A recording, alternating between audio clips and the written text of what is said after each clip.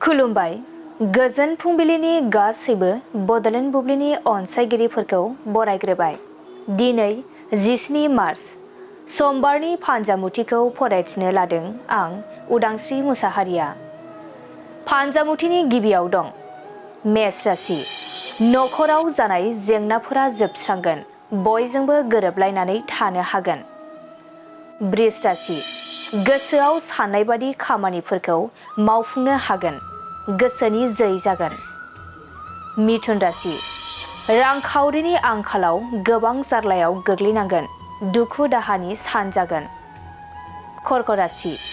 खामानिफोरा मावब्लाबो जोबस्रांनाय नङा, देहाखौ जोबोरैनो मेंखांनाय मोनगोन। सिंह राशि।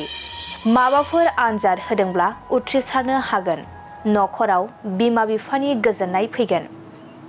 कन्या राशि। हरखाबै देहायाव बेराम आजार सोमजिनो हागौ, जानाय लोंनायाव सांग्रां जाना थानांगोन। तुला राशि। नोंथांनि बिबाना गोजौ फारसे जौगालांगोन, रंजा खुसियैनो साना बारलांगोन। वृश्चिक राशि। मावनो लानाय खामानियाव गुलुं गुजुं सोमजिगोन, साना जेथो गोनां जागोन। धनु राशि। गावनि थांखि लानायखौ जाफुंसारहोनो हागोन, गोसोआ सान्थि मोनगोन, मोजां सान। मकर राशि। हरखाबै गावनि आंगो लोगोजों लोगो मोनलायगोन, गोसोआ गोजोननाय मोनगोन। कुम्भ राशि। नंखाय बाथ्रानि थाखायनो गावनि आंगोजों नांलायलायनाय सोमजिगोन, सोमोन्दो नागारलायगोन। मीन राशि।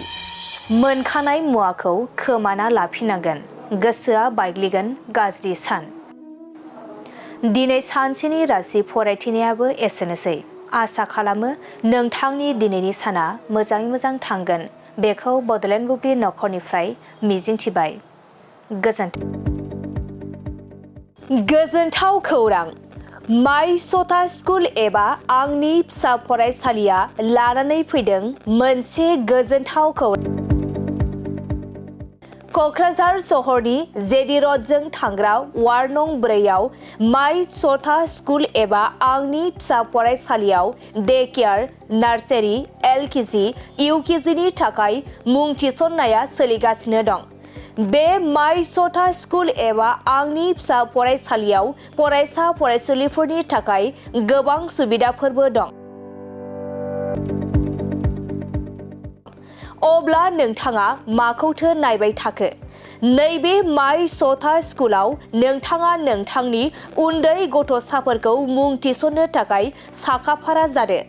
माय सथा स्कुल एबा आंनि फिसा फरायसालियाव नोंथाङा थोंजोङै खौरां लानो थाखाय 8099887781 नङाब्ला 9531281982 बे मबाइल नाम्बारनि गेजेरजों खौरां लाहरनो हागोन।